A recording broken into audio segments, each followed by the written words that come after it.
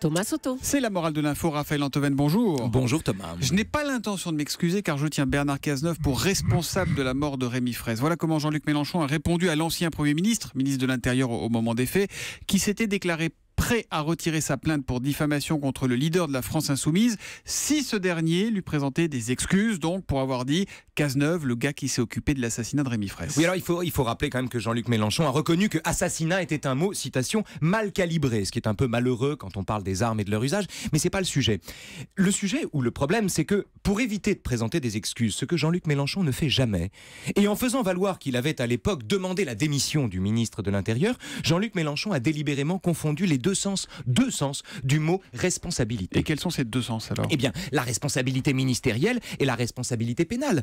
Que Bernard Cazeneuve, en qualité de ministre de l'Intérieur, soit responsable de l'usage par la police des armes qui ont causé la mort de Rémi Fraisse, c'est vrai. Et il n'eût pas été absurde d'ailleurs qu'en vertu de cette responsabilité-là, Cazeneuve démissionna.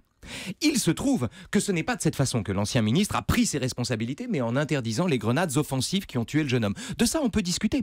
Seulement, contrairement à ce qu'il laisse entendre, en rappelant qu'il a demandé sa démission à l'époque, ce n'est pas du tout ce que Jean-Luc Mélenchon a dit de Cazeneuve il y a quelques jours. Effectivement, il a dit que Bernard Cazeneuve s'était occupé d'un assassinat. Voilà, ce qui n'est pas la même chose. Il y a un abîme entre le fait de dire ce qui se défend, qu'un ministre est responsable de ce qui arrive sous son autorité, et le fait de dire ce qui est ignoble, que Bernard Cazeneuve s'est, citation, occupé d'un assassinat. Dans le premier cas, la notion de responsabilité n'engage pas l'individu, mais la fonction qu'il incarne. Dans le second cas, elle fait peser le soupçon que l'homme, Cazeneuve, a personnellement et en cachette recommandé aux policiers de tuer quelqu'un.